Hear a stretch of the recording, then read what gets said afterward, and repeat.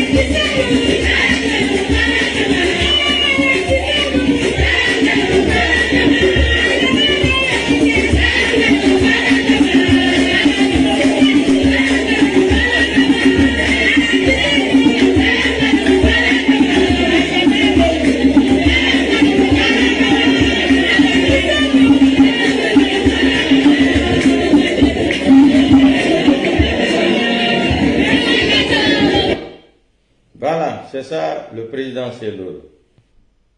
Population sans payer de l'argent. Donc, Ali Libéria Barguine Radi, Fayin Garabé a Nyamwirabi, Ingari Nyamwirabi, Yamawadi Ngakumbi, Sende Fanga Kumbi Amara, et puis je vais Ngama Life et follow. Et puis Rima Frago, je n'ai pas le temps.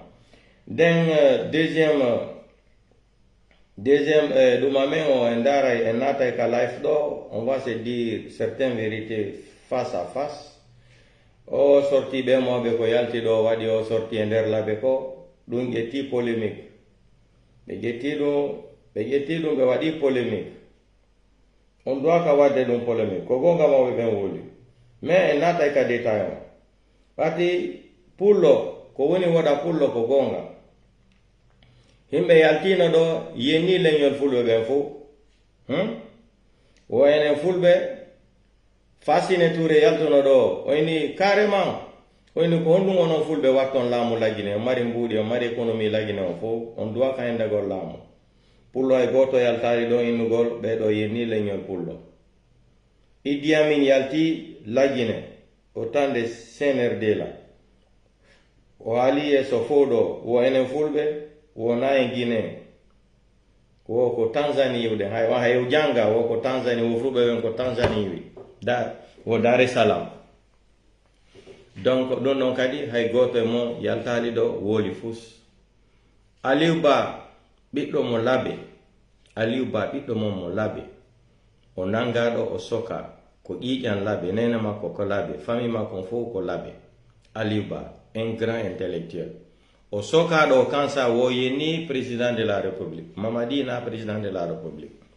o bandi de la république o yalti do yeni wo yeni o yennali le ko gonga wole be nangimo do be sokimo duubi didi Fuuta Jalon on jodi ke on wonani ay fus mais do on fuddade yem noddu jaali taw ministre de la défense yenno togol logo de Mamadi Doumbouya wara do peñana Mamadi Doumbouya famille mabbe en fotaw et puis mi continue life on hande en wolindirana gonga hande ça va se savoir Mandela antigri labe hande mi peñana yo mi peñante Mandela atangadi ko labe yuda preparo de Mandela batto do mi peñante ankadi hala ba Mandela hande tolérance zéro o birdi mo me tawa ka to hande kadi c'est fini ça.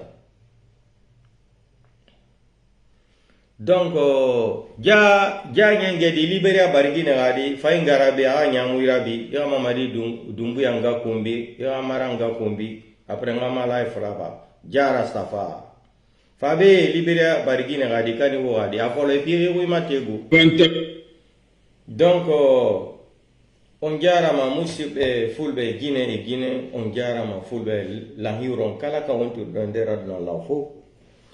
Partagez au vidéo quand le groupe Gifo. Hande araido wolindirangol gonga 100%. Info de total ka vidéo wondo wadde polémique conférence do ka réseaux sociaux. Après naten détail jidi. Après un arrêt ka dinato gol sur le programme de CNRD. C'est chaud là-bas l'air là. C'est chaud, ça va péter oh. Mamadi, tu vas laisser le pouvoir là. Donc on va écouter ça après. On va rentrer dans les détails. Tout le monde est à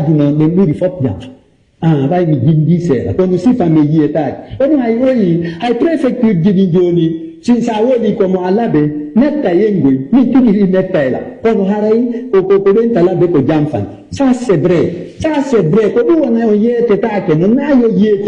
Na da hewtano do bando ya hay ka réseaux sociaux ko ka réseaux sociaux jimina batama alla beka laba accu bonki accu jamfa ala burdo madun an o mulla wal enel on jentike do ka ok en ya jon ka deuxième vidéo répliquons yo do no suti la jinana billahi.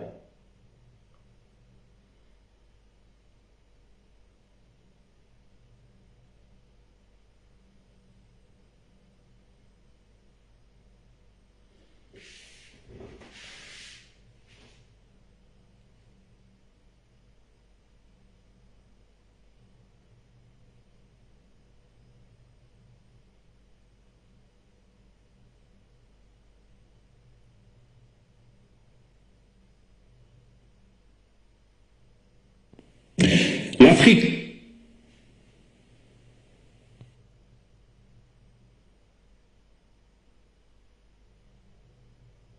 Donc, on vient dire aux vidéos. On a bien écouté cette vidéo là ensemble. Donc, attendez.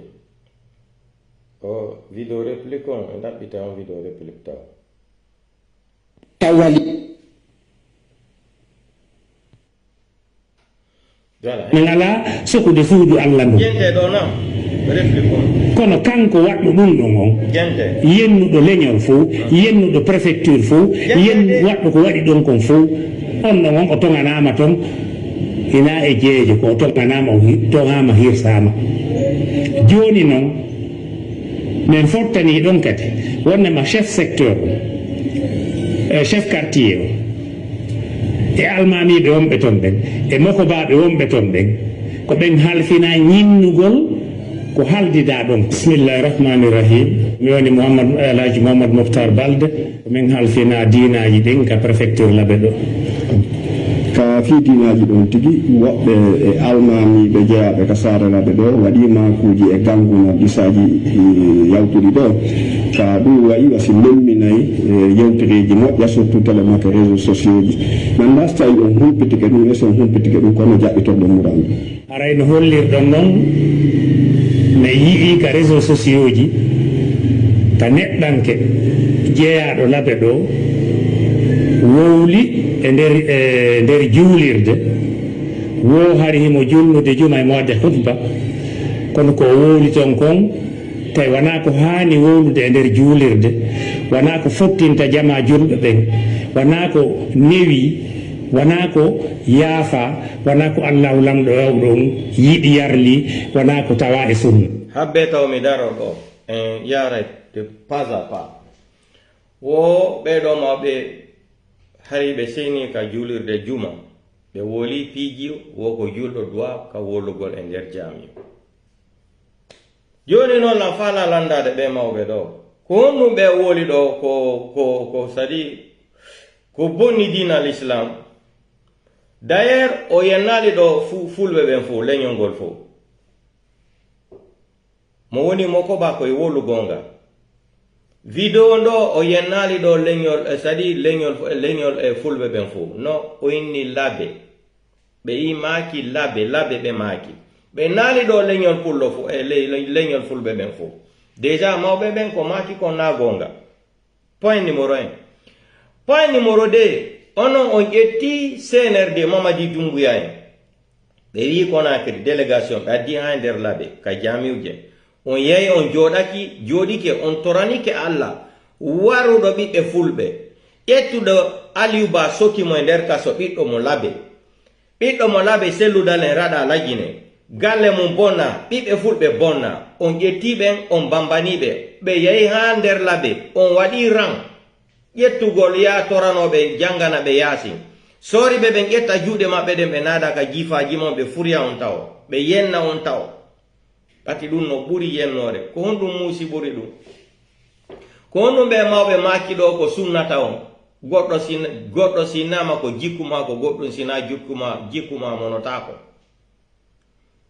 président selludalen ko ɓiɗɗo laɓe kana o ɓiɗɗo laɓe président selludalen na laɓe nder laɓe wi Aliou Ba na ɓiɗɗo mon Aliou Ba un grand intellectuel janguɗo marɗo gandal ko Afrique fo reconnaissé wa jallo tele mum Aliou Ba nangama o sokama waɗama kaso onon mawɓe laɓe Aliou Ba na ɓiɗɗo mon selludale na ɓiɗɗo mon ko honɗum ɗum usata on mais ko gonga mawɓe ɓen woli ko honɗum maninkaɓe arata wara ɓiɓɓe fulɓe ono jooɗo ɗon ƴetton alqurana yaasin janganon ɓen Mamadi Doumbouya ndare ɗo o nangi Alpha Condé o hersini Alpha Condé seki doloke makko o rewinimo kadi ka lax o nangi ɗo Sadiba Coulibaly walluɗo mo ha ɓe hendi laamu ngu o ƴetti Namori Traoré bugoy ko Maroc o tongani o natugol Conakry mais ɗum fo ko maninka mais ɗum fo hiɓe jokki Mamadi Doumbouya selludalenta laamo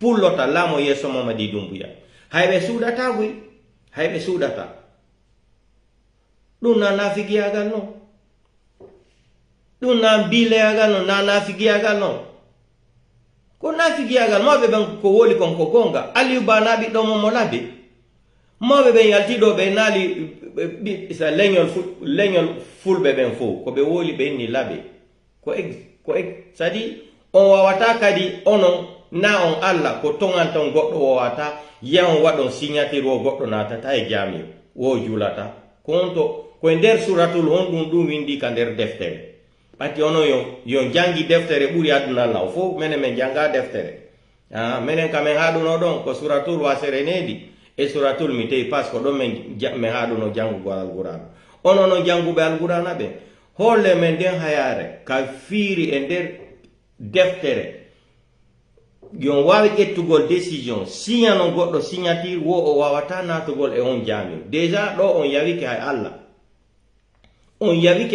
Allah on yawike hollelan e nder suratul ko honto ɗum windi e deftere ono yon wawi ƴettugol décision signon kaydiji innon goɗɗo ala droit yawgol e julugol e jami awa simandu 2040 naati kadi laɓe nan simandu 2040 naati kadi e nder laɓe har yaltino naatiti kadi ko honto ɗum windi e nder deftere hakkunde mon anda Mandela ar ɗo wolanalam ɓatti an kadi ko toon laɓe toon yiwɗa noddanelan ɗo Mandela tan peñammo hoyolle men ko o suratul honɗum ɗum windi ono en wawi ƴettugol décision waɗon signature ji wo goɗɗo duwaka yaade juula hande kadi e jami ɓatti o yaltiɗo wooli ko dérange tan o wolani on gonga mais ko gonga ɓe wooli selludalen ko ɓiɗɗo mon mo laɓe selludalen galle mum no bonna lajine himo déposi kaydiji ka justice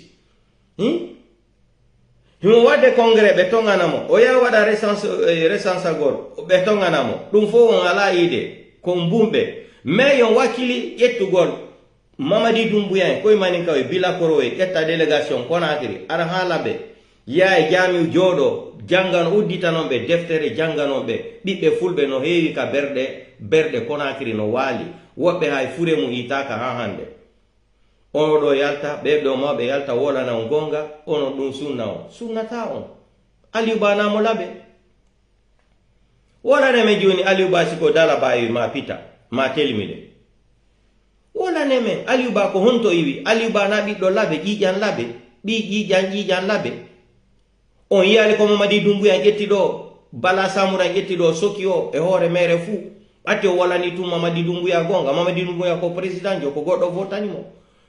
Yaw immoɗon ɗo kadi yawɗon leñol fulɓe in noon kadi yo landi CNRD waruɓe himɓe marɓe sadi juuɗe maɓɓe no waɗa ƴiiƴam ɓen ƴetta ɗin mbuuɗi torɗoɗon ɓen mbuuɗi kadi woyo yaw lannitoɗon jaamiw jaami ɓurɗon janduɗe jaamiwji ɗin fof e nder laaɓe Fuuta Jalon.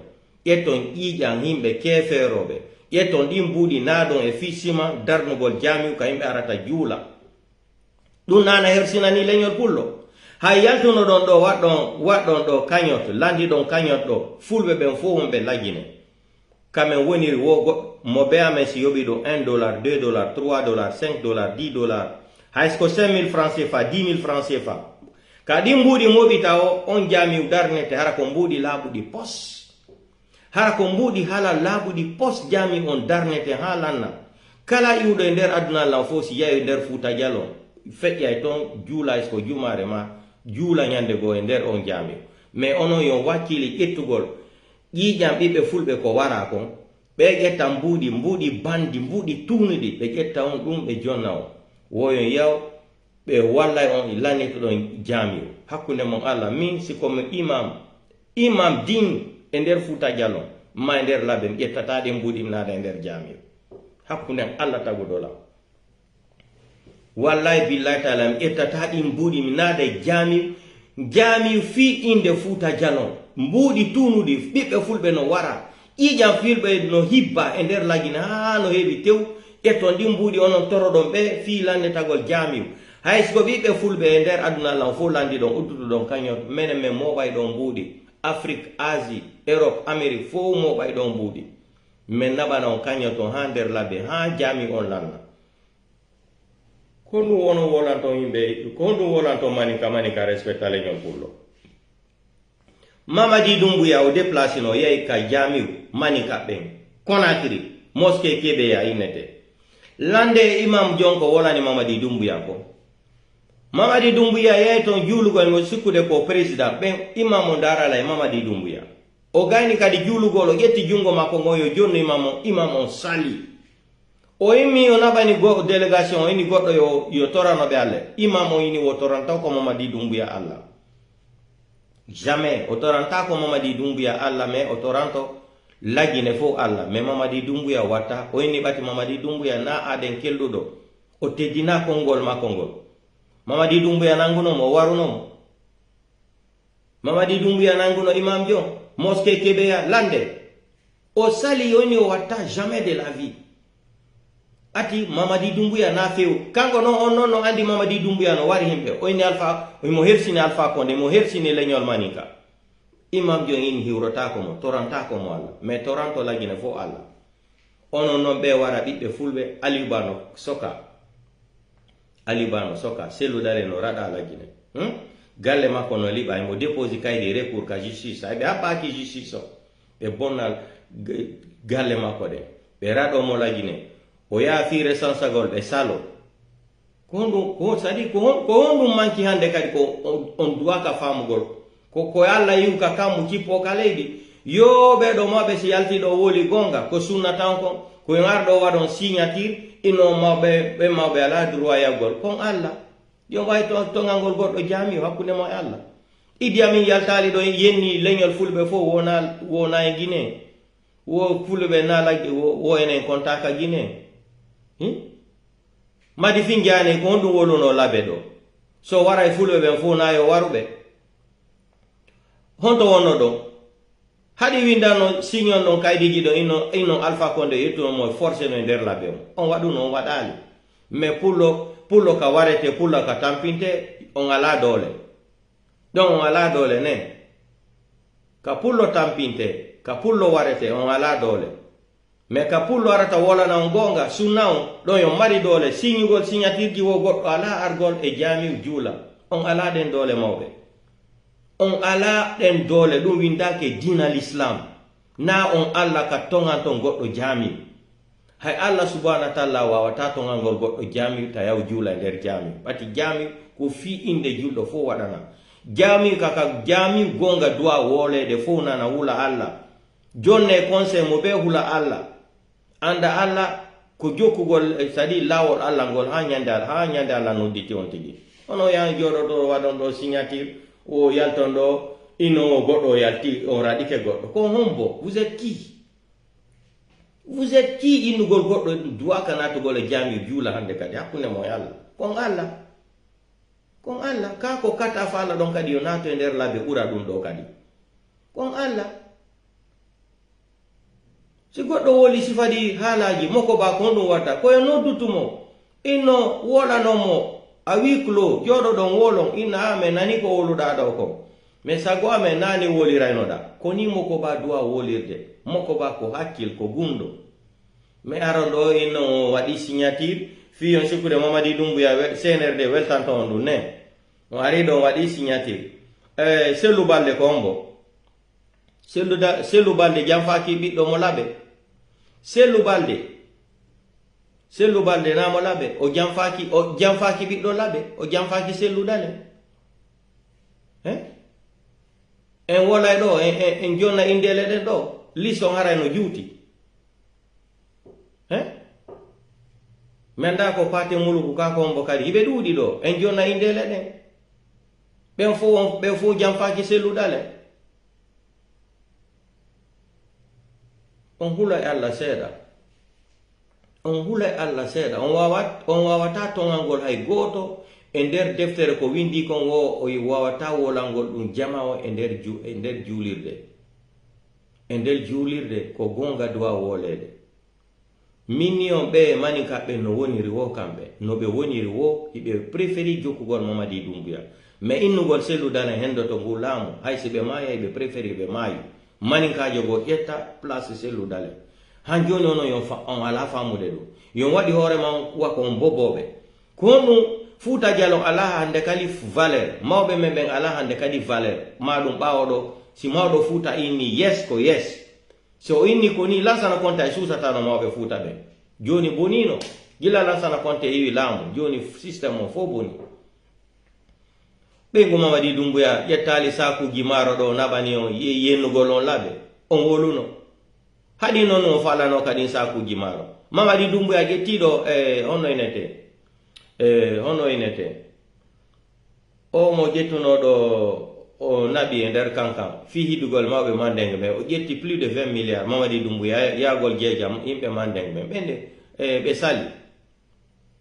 sali kus beni be falaka mbudi mako o hersini Alpha Condé o be falaka mbudi mako 20 milliards de francs gine Mamadi Doumbouya mowido nabe nder kankan ko laami tum mawbe ben halino monanimo nder imambe ben kankan fo religieux ben fo o getti do ono inete o sosojo ko bangurala o mo Mamadi Doumbouya itanayno Mamadi Doumbouya sadaka do o mai Mamadi Doumbouya warimo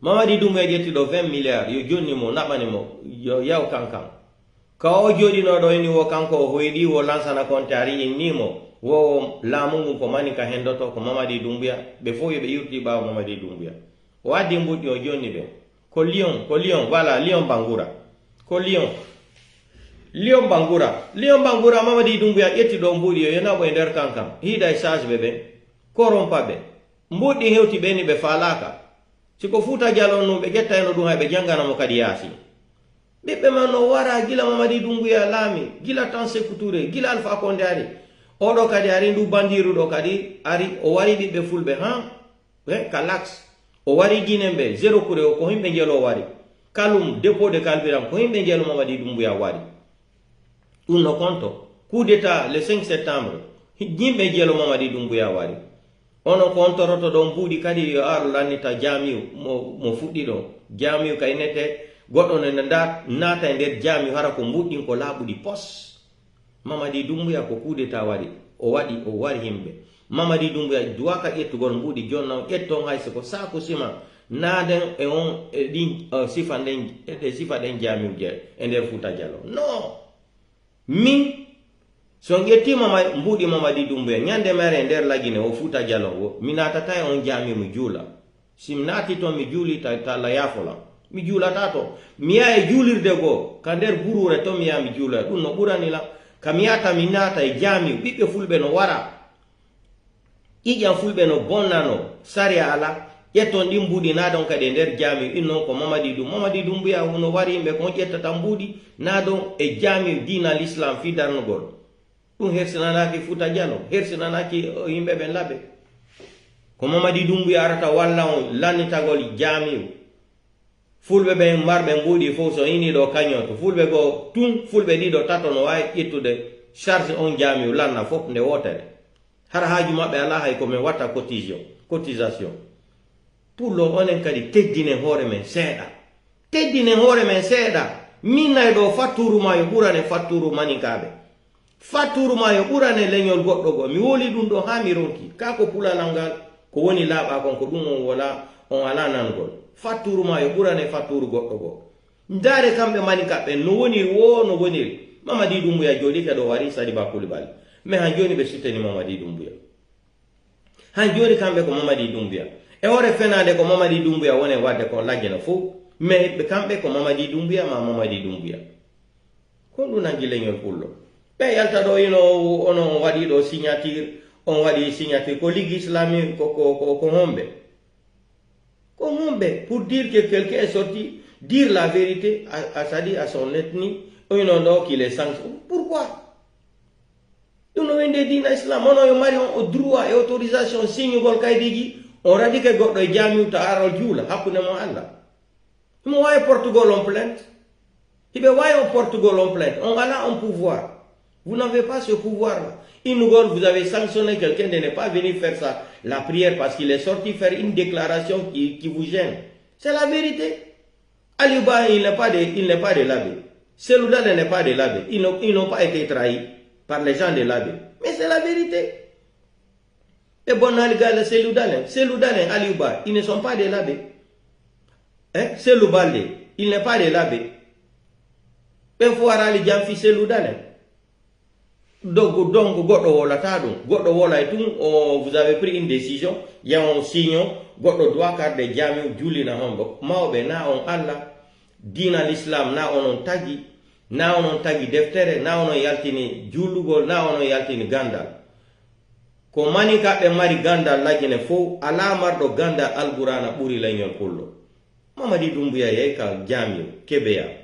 Beni be toranta ko mala. Ogete jungo mako mo jonnugol imamo imamini jonnatamo jungo ono wata wadde ɗum ko mayde huloto ono wata wadde ɗum ɓe ko Mamadi Doumbouya ɗon ko combien de tonnes o ƴettiɗo sakuji maaro e nebban tiga en o yahi laaɓe yennugol on kadi o modi makko wara ɓiɓɓe fulɓe o ƴetta kadi sakuji maaro ara okkorgol o e nder laaɓe annay Fouta Diallo no weela ƴetton ɗum kadi waɗon propagande démagogie konto ɗum waɗi na nder laaɓe yo duwano jaɓugol ɗum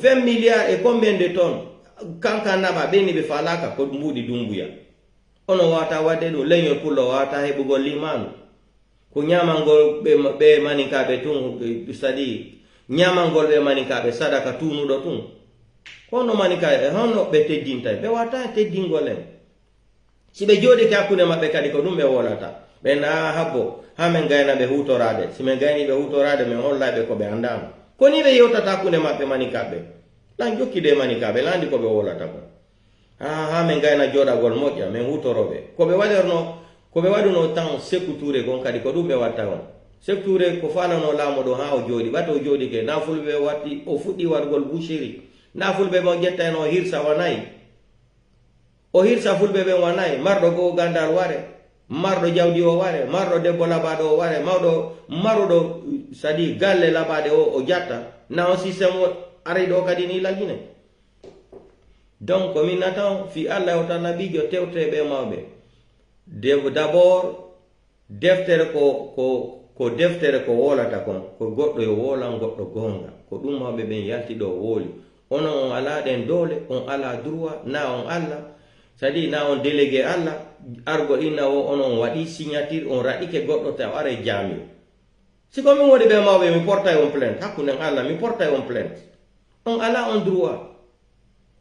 droit e kere goɗɗo ala joni liberté d'expression makko ko miiji kon ko analyse kon ko iri guitte makko ɗen o wola o ala on droit non engenta to video do ati ono on famata yon joki tumbe maninkabe yo be jode hore leñol fulbe be wara en be wada en kala ko fala min si ko min wonno on din saku jimaro ko adano labe men jettatano men ina men falaka en tant que seludale natali lagine men falaka en tant que pullo teddina kala lagine min na men falaka on ya joni sibe sanzatamo be wara tu ino golo rabbana atina dunia honu wondo dabbude rabbana atina dunia mamadi dumbuya dunia kono toranto don dura wando do vilamu o himbe kefero en délinquant comme ça un criminel on joroto don uditano alqurana toro yon sukuda alla jaboto dum.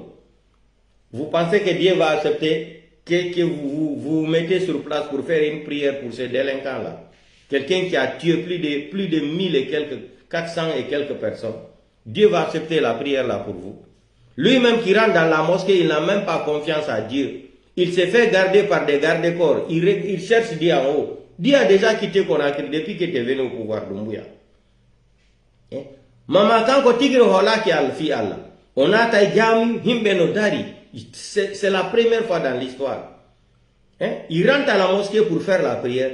Les autres sont arrêtés avec les Timberland dans la mosquée sur les tapis. Lui, il prie. Ça dit, ça c'est quelle moquerie même. Ça c'est un président ça. C'est comme ça que quelqu'un dit qu'il est aimé. S'il était aimé là, il allait dire au garde-corps là de rester au dehors jusqu'à ce qu'il va finir la prière. Mais il est là. Ils sont dans la mosquée, sur les tapis avec chaussures. Ils sont arrêtés, lui il fait la prière. Vous avez vu ça? Depuis que le monde a été mort, même Kadhafi ne faisait pas ça là. Même Saddam Hussein.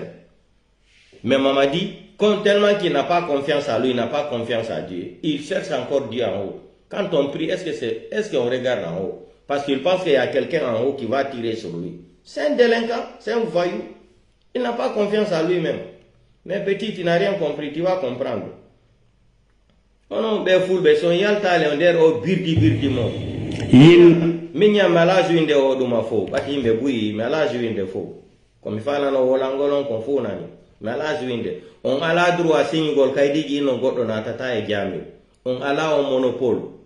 On ala un monopole intellectuel et ender arabe, ender français. On ala un monopole jodagol signature rado don goddo e jami. On ala un droit jami ko hunde Allah ko Allah crée jami deftere fo. Donc on ala un droit. Mawbe be yalti do be woli kon ko liberté d'expression ko be woli kon ko sanangas ke kambe ko be woli kon ko be manditi ali bala labe ali bano soka o bonna o yenna o wolugol tungonga be yettibe sokimo selu dalen komo labe selu balde na kanko yalti do jokki Mamadi Doumbouya fi bonnugol kadi fi selu dalen na mo labe onon kadi mi jite seeda maninka no woni ro maninka wara he nena mo fi laamu maninka wara he bengu mo fi laamu Mamadi Doumbouya ra do bengu mako yetta do 20 tonnes de sac de riz ya yennugol on labe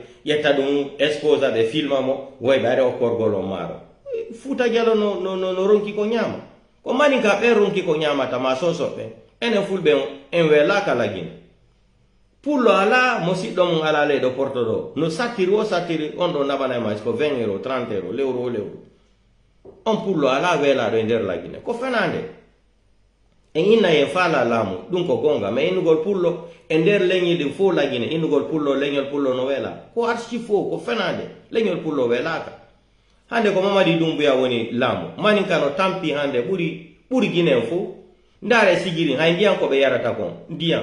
Il n'y a même pas de l'eau potable à Séguirim aujourd'hui. Les Malinké souffrent plus que toutes les autres ethnies aujourd'hui en Guinée. Mamadi n'est pas là. Mamadi est venu pour faire du sale boulot pour la France. Mamadi est venu, c'est pour cela que je suis tellement fâché contre Idi Amin. Tout ça là, c'est Idi Amin qui a occasionné ça. Idi Amin prend un délinquant, un psychopathe comme ça pour l'amener en Guinée, pour détruire l'armée républicaine. Aujourd'hui même lui, Idi Amin, il regrette. C'est trop tard, il regrette aujourd'hui.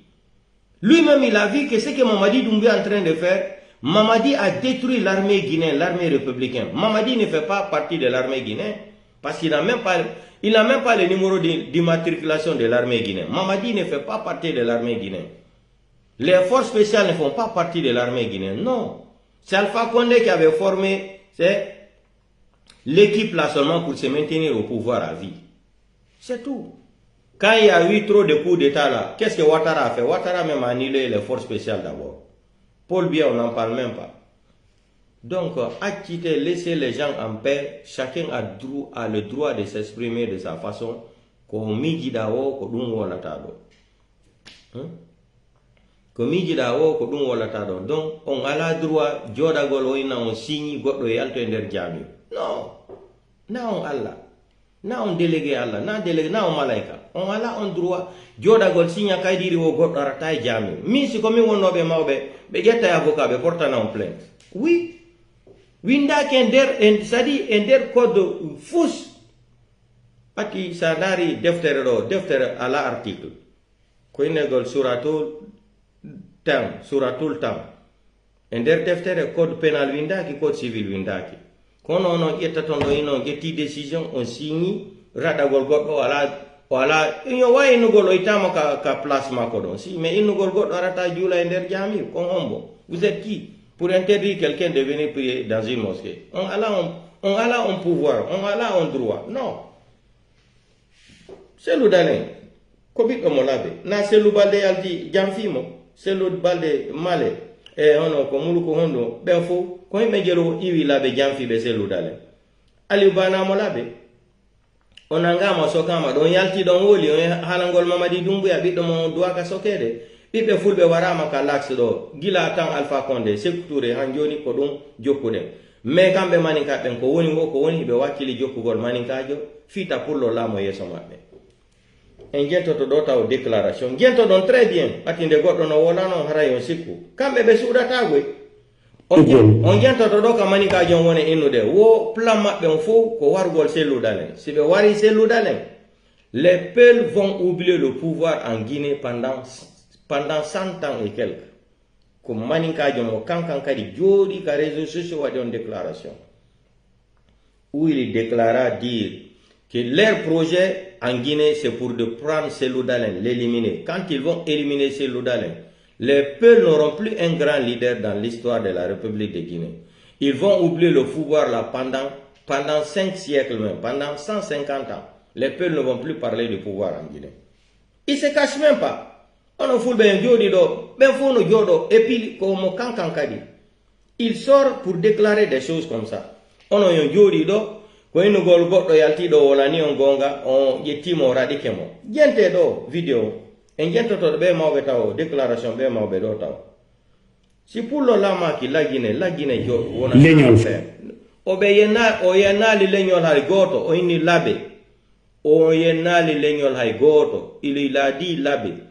O ladi do déjà on kansimo on julo be dina l'islam on yaltido on woli ko ben wolali o be ni do wo ender labe be nali leñol fulbe ben fo non c'est le balde ko dun yaltuno do bati ala gis en fere na be labe na be yaltido mo be ben be birdi ni ke labe wo Mamadi Doumbouya no jangi Angleterre Mamadi Doumbouya no jangi France Mamadi Doumbouya no mari diplôme hala gis en fere halaji sanferen ko non mi notata na hay sanfil sanferen ko na be labe be yaltaki do bi Cellou Dalein no rada la Guinée be jamfi Cellou Dalein na be labe comme donc kadi yede dum donc kadi n'importe quoi donc foutez-nous la paix comme fala do menen ko pullo yo lamo on hombo kadi on woni pullo si Allah jabi men tori Allah subhanahu wa ta'ala yo Cellou Dalein lamo la Guinée c'est tout hala go alato ono no joni son way wadde sanction goddo tanato e jami jula e jamiu siko min be woni be mawbe mi yami jula kadi ha yeton juude mo deme mo na ino o rado talan ko jami nani wo goddo no rade e jami bati mo yalti o woli gonga ha hande are on nani dum hakkunde mo Allah maninka be no woni ro kambe ko be maninka be hibe préféri ko mais pour le non jento de ngo video do taw yo sicuro si pullo la maki lagine butta on fa mal à fouille lagine butta ta jamais en tant qu'un peuple ne devient pas président en Guinée il y aura pas la paix en Guinée je vous promets je vous mets cette déclaration par signature même gente don mawbe do ati ono gente be mawbe do ko wala do gonga ko ono yon huli Mamadi Doumbouya Saifullah be yaltuno do gente gere lamu ronki fettude rimɓe ka kafu ɓe ronki fettude woɓe yana kaɓe fotti woɓe fooɗa haray ollorra wondude ga hande ollorra joni ko ollorra kala no yimɓe kafuɓe ɓen kaɓe fotti woɓe foolay kaɓe seedi woɓe yanan haray kadi tanki pullo laamaki lagine ɗo mo naali président ɗo haray no hawti minen noon meɗen andi ɓeeɗo andi sallu ko toon mi yawno 56 nde yontere ɓe nanga e pare nde yontere ɓe nanga fulɓe si ɓe nangi pullo kadi o dogi si ɓey pullo ɓe nanga ɓeɗa fula fo fula haalaɗan ni kono hande na ɗum sallu hande ɓay gongol gotol no toon fulɓe ɓen fof on fulɓe ko laamoto salnon ko partiji ɗiɗi SRPP ma APC ko ɓenɗon ɗiɗo a yiɓay ɓenɗon ɗo yani mo kala maɓɓe ƴetti pullo woni vice président gañnoɗo goh ko pullo woni vice président hande sarno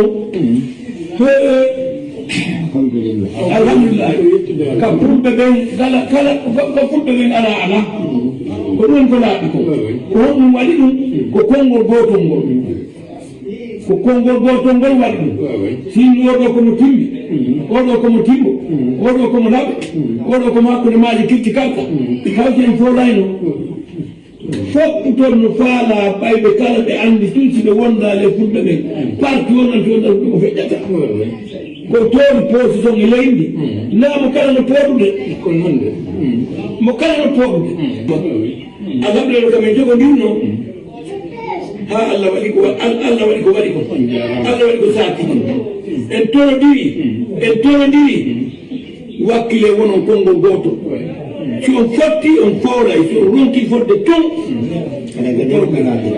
ɓay hande sarno sarno hande ka pullo ala cif ko pullo DPP ko pullo nawno ministre ɓe ɗum ɗo goɗɗo wawa ko jeer na kongo goɗɗo ngo waɗɗo il fuɗɗo fotta no yatiti ɗum waɗay fawata no waɗa si ɓeyɗo koɓe timmi ɓeydi menen ko minen timmi toon lasili ma ɓeyɗo koɓe timmi menen komin toon lasili ma ɗum tum waɗayno wawatano awa en tonodiri wakkile mene min yaltino ndi leydi 56 wakkile ɓaɗende parti sono ko ɓar jawaduɓe e serture guertal ko tinde sosoɓena barñama ɗo keedu muñen motoromade sina yaade so meɗe kindi alhamdul alamina kono noon kam min yahno toon meɗen toon e télé masara non on ɓe min famodire donc on jentike o déclaration ɓe maɓɓe ɗo en tant que pullo la maki lajine haray gasata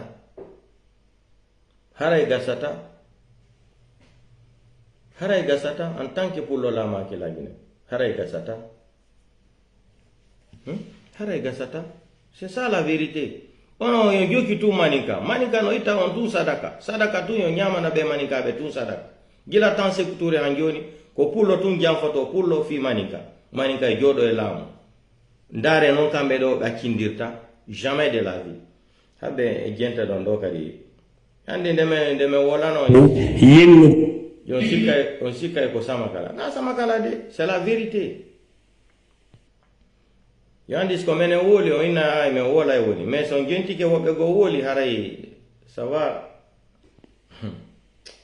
on da ɓe maninkaɓe woni ɓe wakkili ko watta lagine wo me pullo sellu hendata ko laamu lagine ɓe disidi ɗum gila o tanda Alpha Condé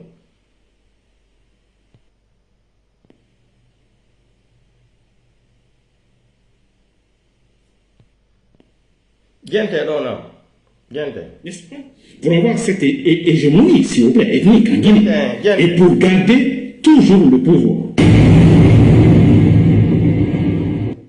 Bonsoir, mesdames, mesdemoiselles, messieurs, bonsoir Nabil Camara depuis Bruxelles, cher compatriote guinéen.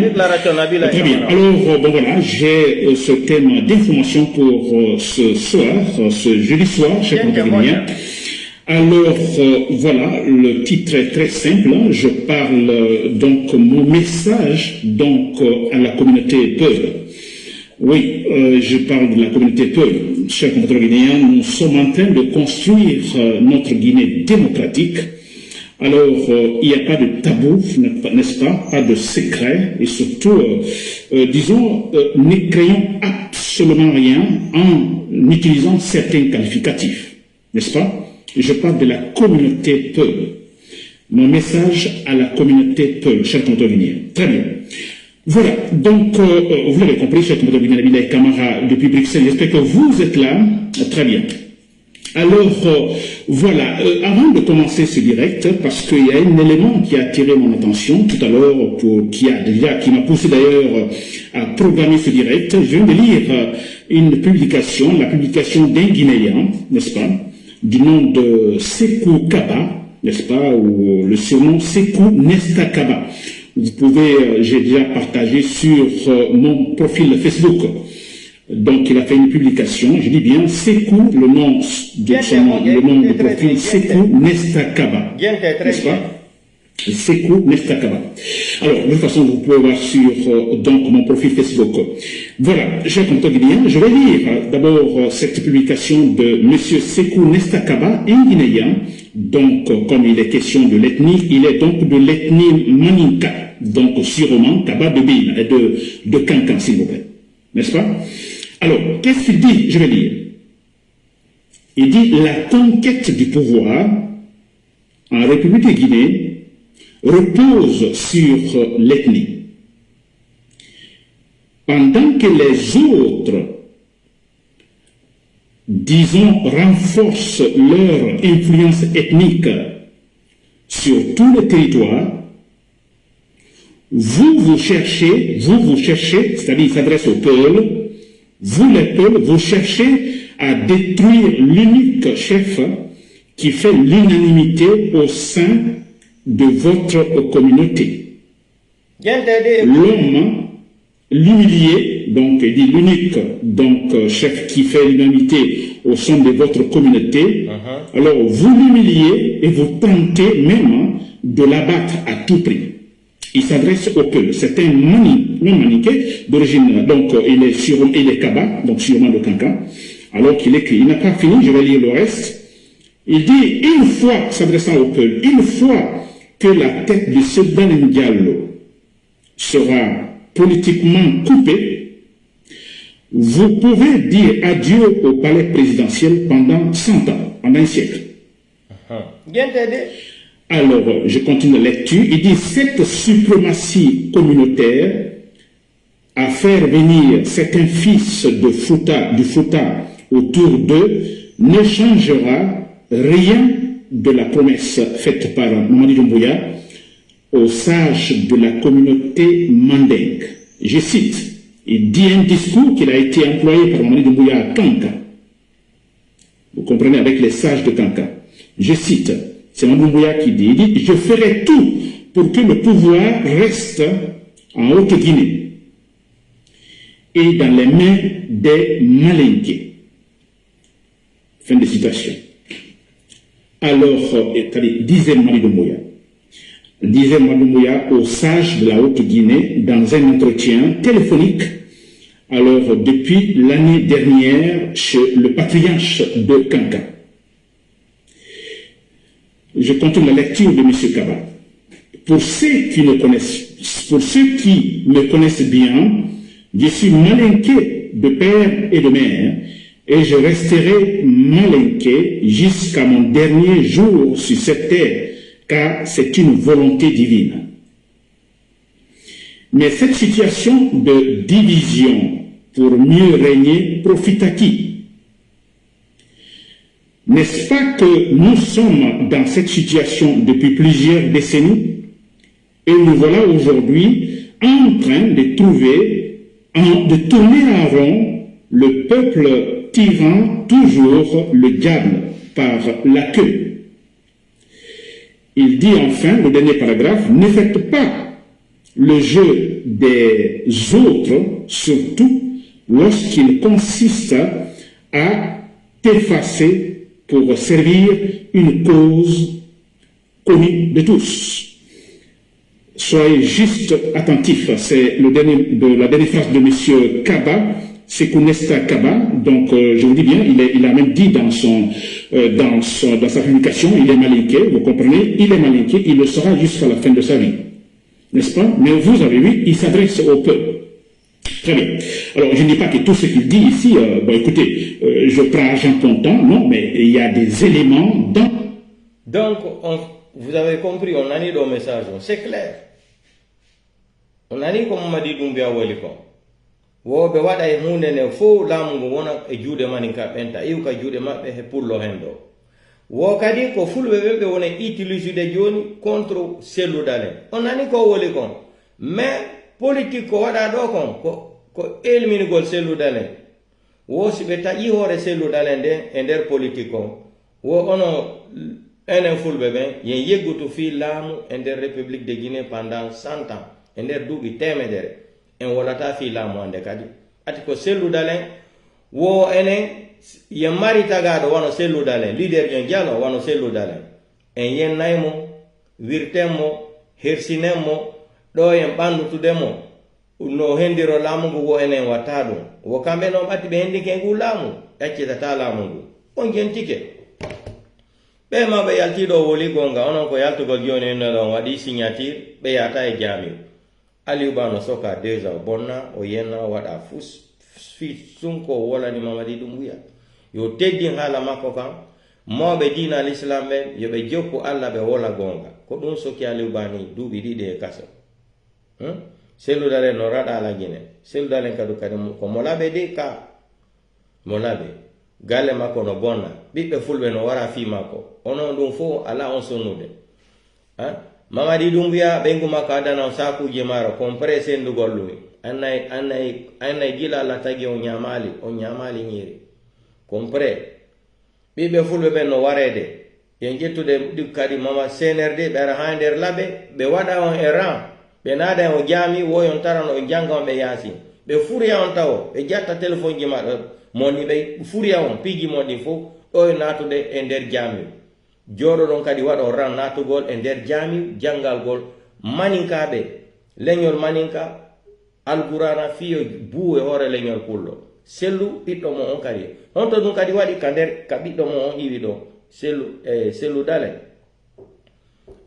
Aliou Ba dum hersinanaki be labe men dum hersinanaki on dum na jamfa kon dum inete na jamfa no ko dum be nata jamfa be nanga biddo ma be soka mo pati na biddo ma redu ina na problema be yetta to albe okke be yette mbudi bokke saku jimaro mbudi pati na biddo redu ma siko biddo redu mo wonno Aliou Ba ma selu dale no on jodota ko non jamodu ko dum kadi inete jamfa dum ko jamfa pure jamfa no be soka mo on wolata e fus be ata kadi saku jimaro be sendana o yetto non kadi wo en jangando be alqur'an ko jamfa no ko dum inete jamfa dum ko vrai jamfa no jamfa fe yatado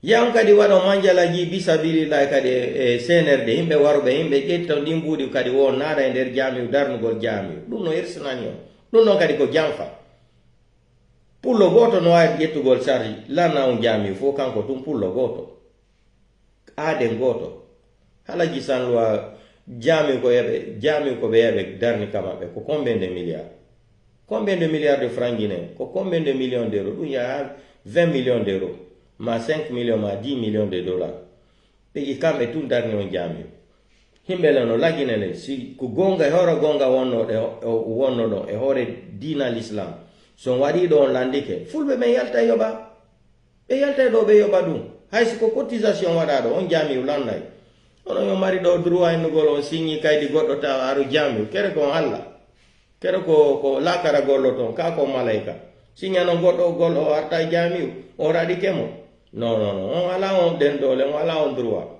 ko mi woni be mawe mi ya net mi ya ende nyande juma kadi mi ya mi jula yo wayi no golo jula ta hande kadi dum don ko gonga me ino nata ta jami konto dum windi e der defter konto dum windi e der alqur'an Mamadi Doumbouya ngara do defanda bandiru warbe bibbe fulbe berde den hamdallah fo no heewi bibbe fulbe no war n'est-ce pas dum do nani dum do ko be woni manika jon ko woli do koɓe faala koɓe taƴu hoore selludare nden politiquement si ɗum o waɗi onon fulɓe yeggite fiilamo e nder duuɓi temedere hay goto mo wolta fiilamo ɗo yo jooɗi onon fulɓe ɗen ɗo yon ɓattade selludalen yo mari aade sifa wono selludalen ko mani ka jomo kankan de wooli no windi mais onon ko anduɗon ko hersingol mo wirta mo yenna mo ni eni mene si min mbarno sifa makko min ɓannaymo honno hersini ɓuri ɗum na janfano ɓe wara ɓiɓɓe mon ɓokkaran sakuji maaro ƴetton ɗum na janfa ɓiɓɓe mon no soka e kaso o bonna o yenna duuɓi ɗiɗi ɗum na janfa tappanon ɓe juuɗe selludale no raɗa namo laɓe galle makko no lanca namo laɓe jooɗa ɗon tappanon ɓe juuɗe ɓiɓɓe fulɓe ka l'axe ɗo no wara plus de 150 personnes ɗum fof na ɗum ñanno ɓuri hay janfa ko janfa e hoore janfa on ɗo nako joɗagole hay takko Mamadi Doumbouya toranomo hay Allah mani kamɓe o yehi Conakry juulugo ka jamiu qui dit la conquête du pouvoir imamo jonnali mo juuɗe jamais de la vie imamo jaɓali jonnugol mo juuɗe jamais. Mamadi Doumbouya c'est un délinquant, c'est un voyou. Il se rend compte maintenant que la constitution que Dansa a proposée, parce que ça, même, ce n'est même pas une constitution. Ça, c'est une proposition de constitution. Parce qu'on ne peut pas créer une constitution. C'est-à-dire, un petit groupe de malinqués vont s'asseoir dans une chambre de 12 mètres carrés, ils vont inventer une constitution ou créer. Et pour venir nous dire, Baouri, le psychopathe délinquant, malhonnête intellectuel, le plus grand malhonnête intellectuel de la politique guinéenne, c'est Baouri. Deuxième, c'est Saraka Kake. Les gens là, dans l'histoire là, on doit vous juger à vie. C'est-à-dire, comment on va vous juger là? Pour haute trahison. Vous prenez 15 ans, 20 ans de prison, ou à vie même. Surtout Baouri même, qui s'est opposé au capitaine Moussa Dadis Camara, le CNDD. Il dit que ça c'est la dictature, Dadis ne doit pas être... On va barrer la route à Dadis. Le pays l'a fait pitié. Le pays l'a fait pitié. Mamadi Doumbouya va parler de la démocratie à qui? Il se rend compte maintenant, même dans cette constitution qu'on a inventée là, il a été trahi dans cette constitution. Il y a tellement de pièces dedans. Si vous prenez cette constitution-là, lui-même il dit que le coup d'État est interdit. Toutes les personnes qui ont travaillé dans le gouvernement ou quoi là, après leur pouvoir là, ne doivent pas être jugés. Ils ne doivent pas présenter leurs biens. On ne doit pas communiquer leurs biens. Et puis la chose, c'est-à-dire les choses encore qui sont plus graves dedans encore, regardez l'article 74 et 160. Et surtout l'article 39, alia 2 ou alia 7 là, lisez. Lui-même il est piégé là-bas, il ne peut pas être candidat dans l'article 39 là. Donc il se rend compte qu'il a même été trahi par Dansa Kourma aussi. Où il est là. Donc ce que moi je vais dire à l'armée républicaine là, levez-vous, prenez votre responsabilité. Idi Amin aujourd'hui où il est là, il dit qu'il regrette. Il regrette. Il regrette pourquoi même ils ont assassiné Sadiba Koulibaly. C'est trop tard. L'eau qui est versée par terre, on ne peut plus la ramasser, la mettre dans le seau. Vous regrettez aujourd'hui parce que vous avez compris finalement que Mamadi Doumbouya est venu détruire la Guinée. Idi Amin maintenant, il commence à reprendre conscience. L'armée guinéenne, les républicains là aussi commencent à reprendre conscience que Mamadi n'est pas venu pour aider les Guinéens. Ils nous ont menti ici, là, il y a les routes à Conakry. Vous avez vu les routes qui sont à Conakry aujourd'hui? On nous parle encore qu'ils ont amené 300 bus. On amène 50 bus maintenant, c'est 300 bus. L'usine de voitures. L'avion là, l'avion Bongala a disparu. Personne ne sait où l'avion là est parti finir. Où l'avion là est parti tomber dans l'océan Atlantique là-bas. Personne ne sait. L'avion qui n'avait même pas, l'avion Bonga qui n'avait même pas d'amortisseur. On nous a dit encore ici que maintenant tu peux prendre les bateaux taxi là, de Conakry jusqu'à Gambie, Sierra Leone. Vous avez entendu le psychopathe Ousmane, le menteur, le plus grand malhonnête, l'un des malhonnêtes aussi de la République, Ousmane Gawal. Il est sorti ici, il nous a dit qu'ils ont amené maintenant les bateaux. Tu peux aller à Dakar, tu peux aller en Freetown, c'est 3,04 dans l'eau. Aujourd'hui, on nous parle des bus. Et les bus là vont rouler où? Dans le palais Mohamed V, non? Parce qu'il n'y a pas de route à Conakry. Il n'y a pas de route à Conakry, il n'y a pas de route en Guinée.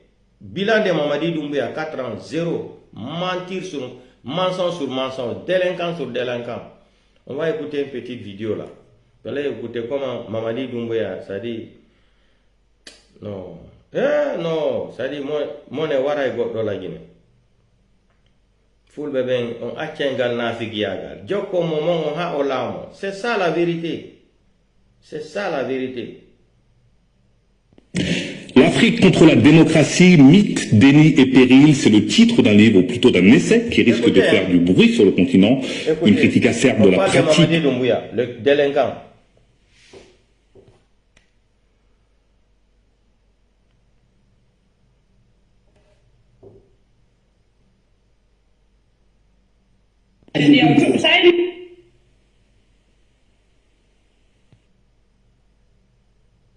On parle de Mamadi Doumbouya ici, le délinquant.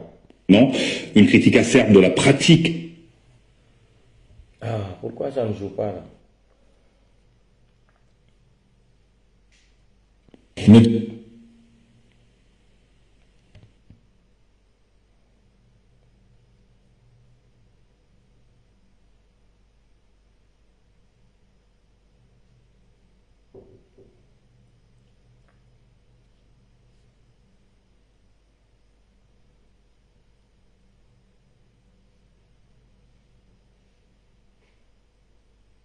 Mamadi, non, on n'est pas pressé. Ta constitution là, tu vas avaler ça seul. Tu te rends compte maintenant que tu as été trahi dans cette constitution. Ça, c'est pas une constitution. C'est une constitution des malinqués. Nous, on n'a rien à foutre dedans.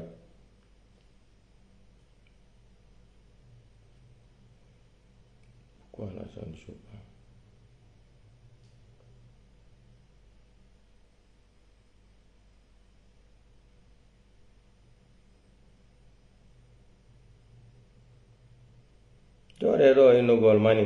Maninka, les Malinqués s'en foutent de vous.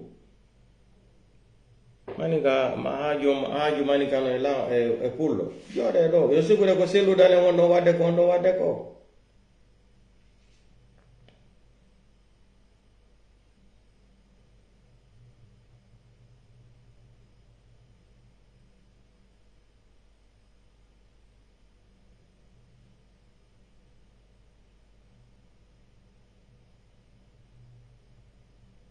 Maninka no woni ro ko maninka accitata laamu fi pullo.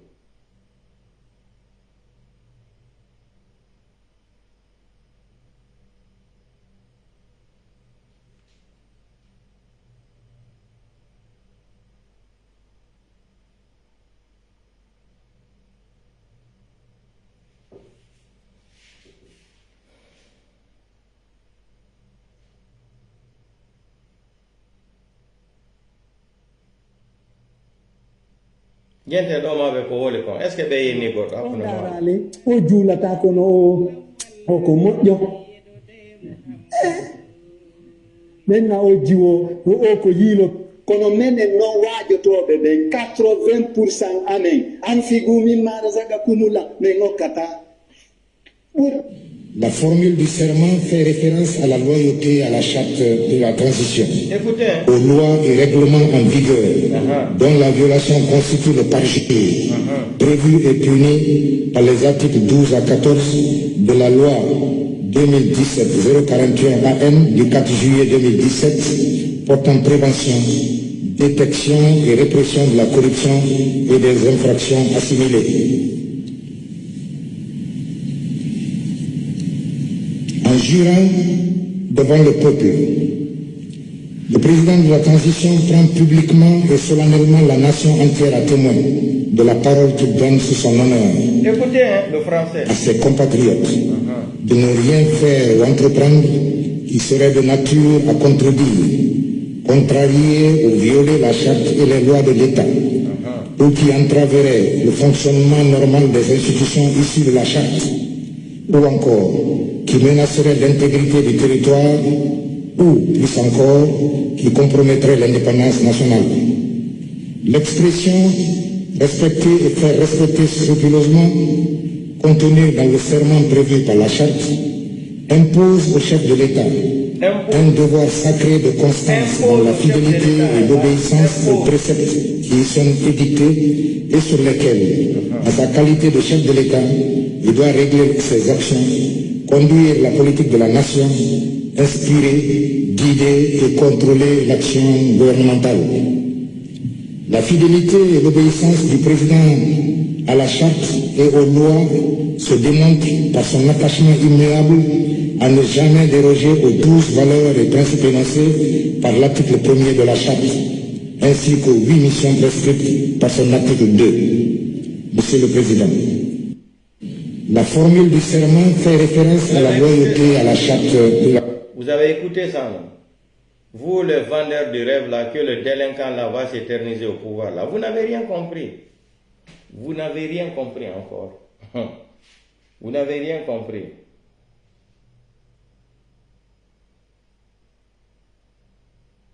Vous n'avez rien compris. Si Mamadi va s'éterniser au pouvoir. Donc, chers Guinéens, chers compatriotes, on va se quitter. Comme il est tard là. Comme il est tard, Django et Yautaikadi. Je voulais l'enfant là Wolugolo, mais demain, j'ai des choses à faire matin de bonheur. Et comme il n'attend, elle est en décourage. Jokem présidentiel d'aller. Ma pour l'olamo la Guinée, si, Boutou Wada la Guinée. Donc c'est la vérité. Moi, bébé, Woli, Sierra Leone, on dit que vidéo. On a aussi pour Béjoni, Koyagol, c'est-à-dire, l'autre n'a pas maninka, pas de. Innogol mburi yonsi kude soma sadi hay minio endera duna la fo ko lagine tum pullo mari mbudi harate dinaka endera duna la fo hay ko Italy kawonda wo endera duna la fo sa mari mbudi ara fo no respectuma mais ko lagine tum yata pullo no mari mbudi hara respectaka non jamais de la vie ko lagine tum dum woni aginda duna la fo ko un système ko lagine tum yata pullo no mari mbudi mais respectaka atente dina ore men. C'est ça le problème.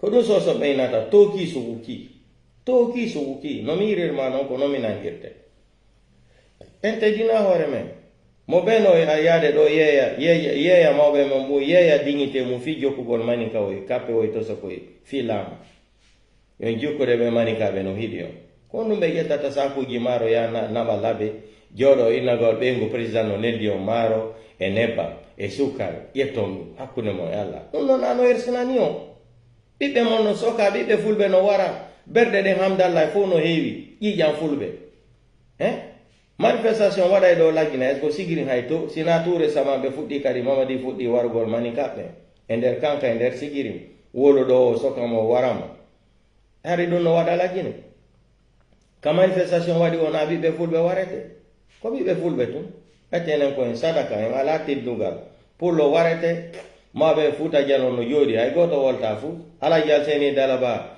ɓe yaltonoɗoɓe birdi ni ɓe ha waɗugol mamaya kankam konto ɓe woni hande na ɓe jooɗine e yeeso adunallan fof ɓe hersiniɓe ɓeytiɓe yeeso adunallan fof en direct ha jal seni dalaba no jooɗi ɓeytiɓe ɓe hersiniɓe direct ɗum fof han joni yonali leñol pullo yonali on maninka no woni wo maninka ko maninka fi laamu maninka hiɗata on ƴettugol laamu jonna leñol pullo ha ñande mayi ɗo son faala faame son faala yo allah faami on son faala faame son faala yo allah faami on nani ko oɗa nabi silla jangi kon ka ko manikaji on windi kon ka yo mari président yo mari leader je jano wono selludalen on teddintamo ko wirtugol mo menen manikaɓe si min marno sifa o min ɓannitayno mo ɓayno joni mamadi dumbuya min ala sifa on min ɓanna mamadi dumbuya taw accutu laamu ngun yo maru laamu ngun fi menen manikaɓe manden mo on jentige c'est clair hayɓe ala on suuɗagol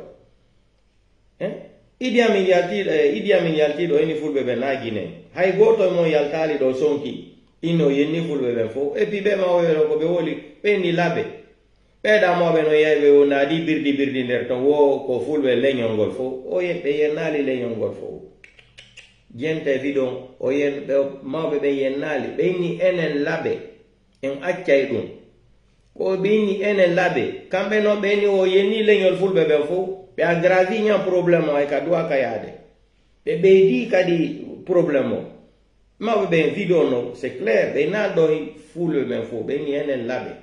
Ono yalti do maki wo lenyongol fo. Déjà il me ben no doa huta go lontaw. Goddo wala goddo ketto hala kan sanzo manière mo. Inno non on barani on lawo o doa kanato gore jami o jula en badun no musi. Hari winda non lettre Mamadi Doumbouya signo non taw arnon labe. Délégation be guma kon ko dun ketayno don signo ino fala ka be de labe en tant que cellou dale nata alla gine en tant que ba ketali ali uba ko dun signo no don hara men andi don yo way signature hara men andi yo way signature n'importe quoi terte men fi alla menen ko programme goto anini men fondo do kono men walirta leñol pullo Preda cellou dalen hono alla walirta mo hando gulamo ko dum anini men na ko yalto don do ino radike goddo jami bati mo yalti do woli gonga Idi Amin ni do fulbe ben ko na en Guinée on yalto no wolu do fasina piate yalto no do enen fulbe ben ko dum watte lamo en duwa ka henda go lamo on yalto no wolu do madi finjane ko wonno labe ko dum wona wala le hore fulbe on yalto no signi ino duwa ka mo yide ande ka der labe. Donc, portez-vous bien. Et comme il est tard, Django en Araï Wologol, secret guilin, là, m'a parlé mon médecin, entre Idi Amin et Mamadi Doumbouya, ça ne va pas. Et ça va péter, ça ne va pas. Entre Mamadi Doumbouya et Idi Amin, ça ne va pas du tout, ça va péter. Ça va péter bientôt. Quand Idi Amin est sorti, la fois dernière, sorti d'Idi Amin là, Kalamardo Hakilo, femme de politico, Idi Amin est sorti, il a lancé 2 messages. Mais il faut être un intelligent ou un intellectuel ou comprendre la politique. Pour comprendre le message de Idi Amin, quand il a appelé les militaires là, il a déclaré 2 choses dedans. Si quelqu'un connaît, c'est-à-dire si c'est quelqu'un qui connaît la politique là, qui connaît bien le langage de la parole, de la diplomatie intellectuelle là, tu vas comprendre. Tu vas comprendre qu'est-ce que Idi Amin veut dire. Il a lancé le message à Mamadi Doumbouya. C'est clair le message. Donc, l'armée guinéenne, on a reçu beaucoup d'informations. Finalement, vous avez écouté les blogueurs et les communicants. On est très très content de cela. Prenez votre responsabilité. Vous-même, vous avez constaté que Mamadi Doumbouya n'est pas venu servir la Guinée. Mamadi est venu pour servir la France et sa petite famille. Mamadi n'est pas là pour un Guinéen, il n'est pas là pour un Malinké, ni un Soussou. Regardez aujourd'hui Sigiri. Les Chinois ont fini de détruire tout Sigiri aujourd'hui. Les gens là n'ont même pas de l'eau potable à boire. Tout est rouge. Les gens là vont vivre comment? À Sigiri, on ne va pas parler même de l'école. Il n'y a même plus d'école là-bas. Chacun se lève le matin, chacun veut chercher 2 grammes d'or pour vendre, pour nourrir sa petite famille. Et les Chinois sont venus, ils ont gâté tout. Ils ont pollué tout l'eau là. Tout Sigiri est gâté aujourd'hui là, à cause de ces Chinois là. Ils prennent des milliards, ils amènent ça chez eux, les Guinéens souffrent. Donc portez-vous bien, on se reprend demain.